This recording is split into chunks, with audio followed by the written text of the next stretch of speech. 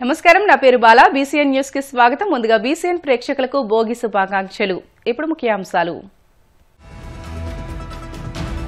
నారావారిపల్లెలో సంక్రాంతి సంబరాలు. ముగ్గుల పోటీలో పాల్గొన్న మహిళలకు చంద్రబాబు కుటుంబం కానుకలు.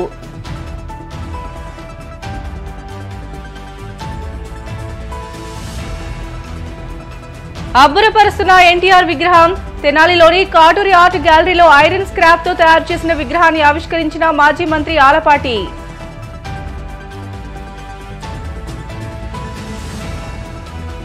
ఫిబ్రవరి 4 నుంచి అరసవల్లిలో శ్రీ సూర్య భగవానుడి రథసప్తమి వేడుకలు.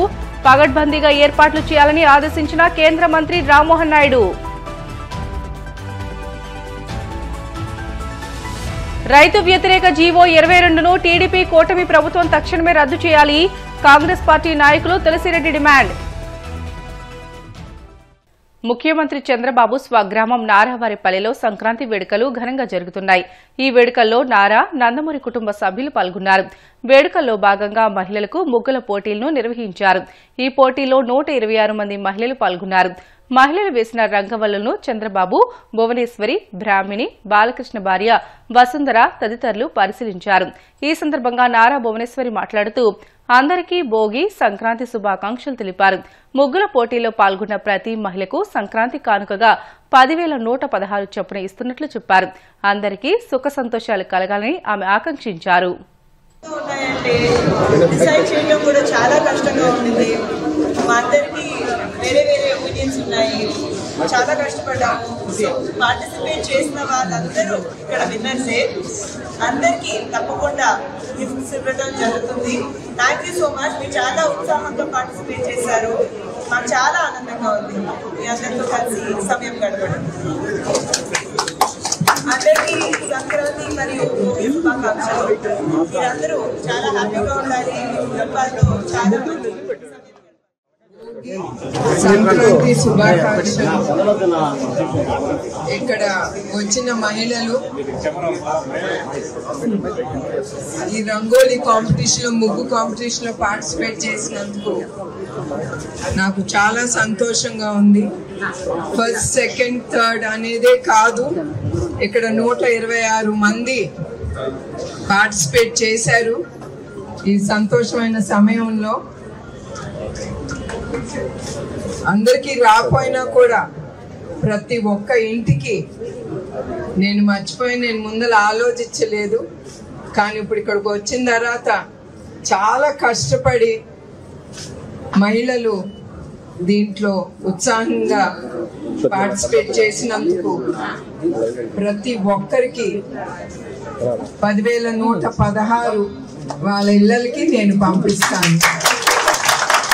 ఎందుకంటే డబ్బు విలువ కడుతున్నామని కాదు, వాళ్ళని చూసి నాకు చాలా సంతోషం కరిగి నేను అందుకే ఈ డెసిషన్ అనేది నేను తీసుకున్నాను.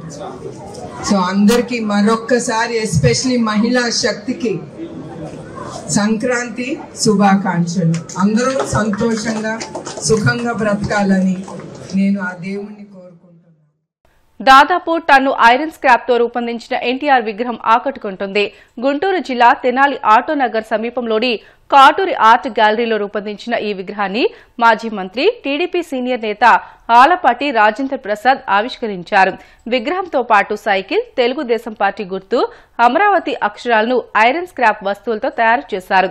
ఈ సందర్భంగా శిల్పి కాటూరి వెంకటేశ్వరరావును ఆలపాటి అభినందించారు. తెనాలిలో అద్భుతమైన కళాకారులు ఉన్నారని, ప్రత్యేక ఆలోచనతో భిన్నంగా విగ్రహాలు తయారు చేస్తున్న కాటూరి కుటుంబం నూతన ఒరవడికి శ్రీకారం చుట్టిందని అన్నారు. శ్రీకాకుళం జిల్లా అరసవల్లిలో శ్రీ సూర్య భగవానుడి రథసప్తమి వేడుకలను అత్యంత వైభవంగా నిర్వహిద్దామని కేంద్ర పౌర విమానయాన శాఖ మంత్రి కింజరపు రామ్మోహన్ నాయుడు, మంత్రి కింజరపు అచ్చెన్నాయుడు పిలుపునిచ్చారు. రథసప్తమిని ప్రభుత్వం రాష్ట్ర పండుగగా గుర్తించిన నేపథ్యంలో పగడ్బందీగా ఏర్పాటు చేయాలని ఆదేశించారు. ఫిబ్రవరి 4 నుంచి 3 రోజుల పాటు రథసప్తమి వేడుకలు నిర్వహించనున్నారు. ఈ మేరకు అరసవల్లి ఆలయ ప్రాంగణాన్ని collector Swapnil Dinakar, SP Maheshwar Reddy, MLA Gondu శంకర్తో కలిసి మంత్రులు సందర్శించారు. నిర్లక్ష్యానికి తావు లేకుండా సమిష్టిగా అన్ని శాఖలు పనిచేయాలని ఆదేశించారు. రథసప్తమి ఉత్సవాలు అనేది గ్రాండ్గా రాష్ట్ర పండుగ కింద ఈసారి జరుపుకోవడం జరుగుతుంది. ఆ యొక్క కార్యక్రమం 2, 3, 4వ తేదీ 4వ తేదీ రథసప్తమి అయితే ఆ 3 రోజులు కూడా శ్రీకాకుళం పట్టణంలో ఆ ఉత్సవాలు జరపాలనే ఆలోచనతో ఈరోజు ఒక రివ్యూ కార్యక్రమం పెట్టుకున్నాం. కార్యక్రమానికి రాష్ట్ర మంత్రి వర్యులు అచ్చెన్నాయుడు గారు, స్థానిక శాసనసభ్యులు దొండి శంకర్ గారు, అలాగే కమిషనర్ గారు సత్యనారాయణ గారు, కలెక్టర్ గారు, ఎస్పీ గారు అందరి అధికారులతో చాలా పకడ్బందీగా ఈ యొక్క కార్యక్రమాన్ని ముందుకు నడిపించాలనే ఆలోచనతో ఈరోజు కూలంకుషంగా చర్చించడం జరిగింది. మా అందరి తాలూకా ఆలోచన చంద్రబాబు నాయుడు గారు, ముఖ్యంగా ఎమ్మెల్యే గారు కూడా దీనికోసం ఎంతో కష్టపడి ఈ యొక్క ఉత్సవాలని రాష్ట్ర పండుగగా చేయాలని ఆయన కూడా రిక్వెస్ట్ చేశారు. రాష్ట్రం, దేశం, ప్రపంచ నలుమూలల నుంచి కూడా రథసప్తమి ఉత్సవాల్లో భక్తులందరూ కూడా పాల్గొంటున్నారు. అటువంటి ఉత్సవాలు అత్యంత వైభవంగా ఎవరు వచ్చినా సరే సంతోషంగా దర్శనం చేసుకొని సూర్య భగవాన్ స్వామి తాలూకు ఆశీస్సులు పొంది ఆనందంగా తిరిగి వెళ్ళాలనే ఆలోచనతో ఈ యొక్క కార్యక్రమాలు జరిపించాలనేది మా తాలూకు ఆలోచన ప్రయత్నం. గత 5 సంవత్సరాలు కూడా ప్రభుత్వం ఈ కార్యక్రమం మీద సరైన దృష్టి పెట్టక భక్తుల తాలూకా తాకిడి కూడా తగ్గుతూ వచ్చింది. కానీ ఈసారి చాలా చక్కగా అన్ని ఏర్పాట్లు కూడా చేస్తున్నాం కాబట్టి సుమారు 1.5 నుంచి 2 లక్షల మంది భక్తులు వచ్చే అవకాశం కనిపిస్తుంది. అంత పెద్ద స్థాయిలో ఒకే రోజు దర్శనాలు చేయాలన్నప్పుడు అన్నీ కూడా చాలా జాగ్రత్తగా ప్రతి కార్యక్రమం కూడా ముందుగానే అనుకొని ప్లాన్ చేసుకొని చేయాల్సినటువంటి అవసరం ఉంది. దానికి అనుగుణంగానే ఈరోజు రివ్యూ కార్యక్రమంలో ప్రతి ఒక్క భక్తుడు ఏ సైడ్ నుంచి వచ్చినా సరే ఎక్కడా కూడా ఎటువంటి ఇబ్బందులు లేకుండా నేరుగా స్వామివారి దగ్గరికి వెళ్ళి దర్శనం చేసుకొని వెళ్ళే విధంగా ఏర్పాట్లన్నీ కూడా చేయడం జరుగుతుంది. దానితో పాటు పట్టణంలో ఉన్నటువంటి ప్రధానమైన జంక్షన్లు కూడా సుందరీకరణ చేసి పట్టణానికి కూడా ఒక నూతన రూపం తీసుకుని వచ్చే ప్రయత్నం కూడా మా తరఫున చేస్తున్నాం. అలాగే కార్పొరేషన్లో కూడా జంక్షన్స్ అభివృద్ధి, అలాగే రోడ్స్ కానీ లేకపోతే ఎక్కడెక్కడ ప్రధానమైన కేంద్రాలు ఉన్నాయో వాటన్నిటిని కూడా ఇంప్రూవ్మెంట్ చేసి ల్యాండ్స్కేపింగ్ చేసి బ్యూటిఫికేషన్ చేయాలన్న ఆలోచనతో ఒక ఫేస్ లిఫ్ట్ కూడా కార్పొరేషన్కి ఈ సందర్భంగా ఇవ్వడం జరుగుతుంది. దానితో పాటు ప్రజలకి కూడా అన్ని రకాలైనటువంటి సౌకర్యాలు వచ్చేవారికి క్యూ లైన్లో ఉంటే వాళ్ళకి కావాల్సినటువంటి ఏర్పాట్లన్నీ కూడా సక్రమంగా చేయడానికి కూడా నిర్ణయం తీసుకున్నాం. ఎక్కడ కూడా ఎటువంటి ఇబ్బందులు లేకుండా అన్నీ కూడా ముందుగానే ప్లాన్ చేసుకుని కూడా చేస్తున్నాం. 2, 3, 4 తేదీల్లో ఉత్సవాలు జరుగుతాయి కాబట్టి కొంత స్పెషల్గా మొట్టమొదటిసారిగా రాష్ట్ర పండుగ చేస్తున్నాం. అందులో కల్చరల్ ప్రోగ్రామ్ కూడా ప్రధానమైన సింగర్ని ఎవరినైనా తీసుకొని వచ్చి ఇక్కడ కల్చరల్ ప్రోగ్రామ్ కూడా ఒకటి ఏర్పాటు చేయాలనే ఆలోచనతో అది కూడా చేస్తున్నాం. అలాగే సివిల్ ఏవియేషన్ మినిస్టర్గా ఒక హెలికాప్టర్ కూడా ఇక్కడ ఉన్నటువంటి భక్తులందరికీ కూడా ఒక ఆకర్షణగా ఒక 3 రోజులు ఒక హెలికాప్టర్ రైడ్ ఒక కార్యక్రమం కూడా ఇక్కడ పెట్టాలని ఒక నిర్ణయం కూడా తీసుకున్నాం. దానికి కూడా ముందుకు నడుస్తున్నాం. పట్టణం మొత్తం కూడా ఈ కార్యక్రమంలో నిమగ్నమై పాల్గొనే అవకాశం కల్పించినందుకు ఒక శోభాయాత్ర కూడా ప్లాన్ చేసుకొని ముందుకు నడుస్తున్నాం. ఒక పక్కన మన సంస్కృతి, సాంప్రదాయాలు, మన చరిత్ర, అలాగే సూర్య దేవాలయం తాలూకా ప్రసిద్ధి వాటన్నింటినీ కూడా ప్రజలకి, భక్తులకి అందరికీ తెలియజేసే విధంగా 3 రోజుల తాలూకా కార్యక్రమాలు, అది కల్చరల్ ప్రోగ్రామ్ అయినా, శోభాయాత్ర అయినా, దర్శనాలైనా అన్నింటినీ కూడా చాలా పద్ధతిగా సాంప్రదాయాల్ని గౌరవించుకుంటూ అన్ని కార్యక్రమాలు కూడా ముందుకు చేస్తున్నాం. వ్యవసాయ పంపు సెట్లకు మీటర్లు బిగించాలని జగన్ ప్రభుత్వం 2020 సెప్టెంబర్ 1వ తేదీన జారీ చేసిన జీవో 22ను టీడీపీ కూటమి ప్రభుత్వం రద్దు చేయాలని కాంగ్రెస్ పార్టీ నాయకులు తులసిరెడ్డి డిమాండ్ చేశారు. కడప జిల్లా వేంపల్లిలో ఆయన మాట్లాడుతూ సంక్రాంతి పండుగ రైతుల పండుగని, అందువల్ల రైతు వ్యతిరేక జీవో 22ను ప్రతిని భోగి మంటల్లో వేసి కాల్చివేశామని అన్నారు. అధికారంలోకి వస్తే జీవో 22ను రద్దు చేస్తామని కూటమి ప్రభుత్వం హామీ ఇచ్చిందని, అధికారంలోకి వచ్చి 7 నెలలైనా జీవో 22ను రద్దు చేయలేదని మండిపడ్డారు. సంక్రాంతి పండుగ ఇది రైతుల పండుగ, ఇది పల్లెల పండుగ, ఇది పెద్ద పండుగ. రైతు లేనిదే రాజ్యం లేదు. ఈ సృష్టిలో సమస్త జీవరాశులకు ఆహారాన్ని, అన్నాన్ని అందించేది రైతన్న. కాబట్టి రైతు లేనిదే రాజ్యం లేదు, ఈ సమాజమే లేదు.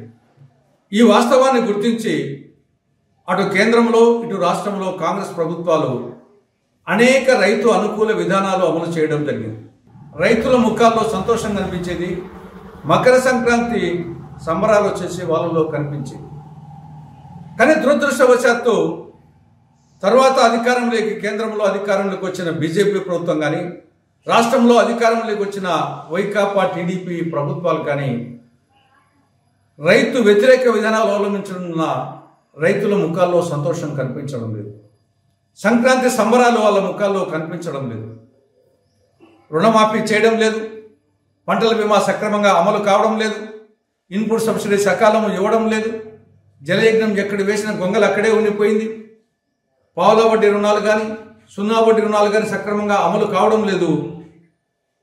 గిట్టుబాటు ధర లభించక వ్యవసాయం గిట్టుబాటు కాక వ్యవసాయము పండుగ కాదు దండుగా అనే వాతావరణం అటు బీజేపీ ఇటు టీడీపీ వైకాపా పనులు కనిపిస్తా ఉంది. రైతులను ఈ కరెంటు బిల్లు నుండి రక్షించాలనే ఉద్దేశంతో 2004 మే 14వ తారీఖున ఆనాటి కాంగ్రెస్ ప్రభుత్వం ఒక జీవో జారీ చేసింది. వ్యవసాయ రంగానికి ఉచిత విద్యుత్ సరఫరా. అప్పటి నుండి రైతులు చాలా సంతోషంగా ఉన్నారు. ఈ వ్యవసాయానికి కరెంటు బిల్లులు చెల్లించాల్సిన అవసరం లేని కారణంగా వాళ్ళు వచ్చేసి చాలా సంతోషంగా ఉన్నారు. కానీ దురదృష్టవశాత్తు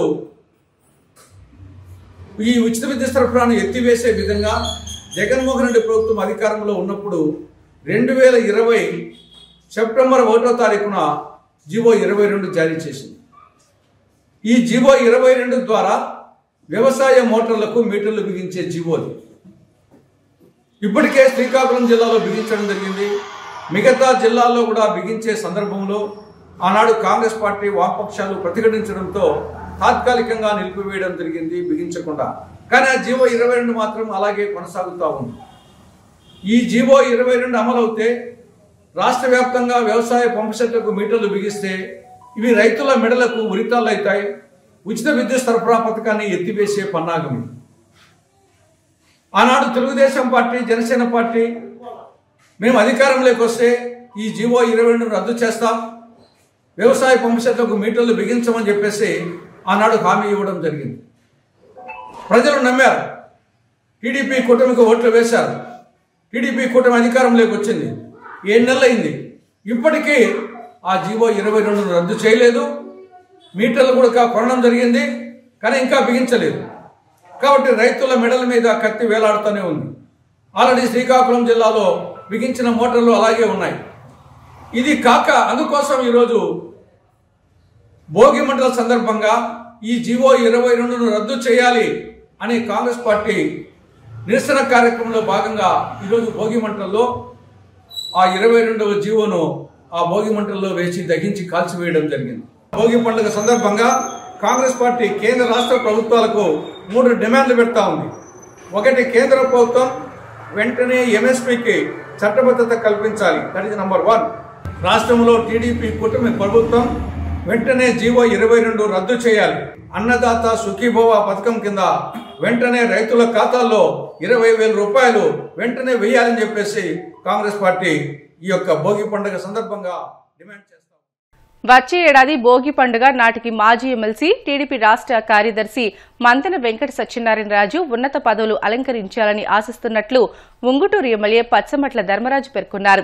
పశ్చిమ గోదావరి జిల్లా ఉండి మండలం పాందువ గ్రామంలో సత్యనారాయణరాజు పుట్టినరోజు వేడుకల్లో ఆయన పాల్గొని శుభాకాంక్షలు తెలియజేశారు. ఈ కార్యక్రమంలో పిన్నంరాజు ప్రసాదరాజు, కట్టా రాంబాబు, కరిమెరక నాగరాజు, కాగిత బుజ్జి, మంతెన సూర్యనారాయణరాజు, సుబ్బరాజు, రంగరాజు, ఆకివిడి సిఐ జగదీశ్వరరావు, వివిధ శాఖల అధికారులు పాల్గొన్నారు.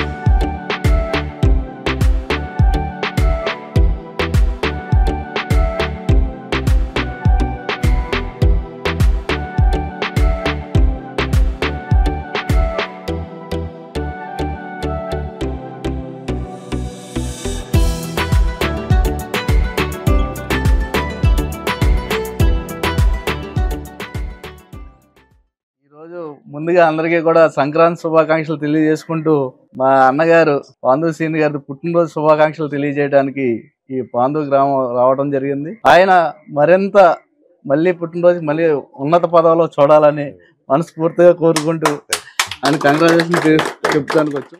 ఈరోజు మన పాండు శ్రీని గారు పుట్టినరోజు సందర్భంగా ఉండి నియోజకవర్గ ప్రజలందరి తరపున మా ప్రీతం నాయకులు మాజీ ఎమ్మెల్సీ గారు అయినటువంటి పాండు శ్రీని గారికి ఉండి నియోజకవర్గ తెలుగుదేశం పార్టీ కుటుంబ సభ్యుల తరపున హార్దిక జన్మదిన శుభాకాంక్షలు. బ్రేక్ తీసుకుందాం. Stay with us.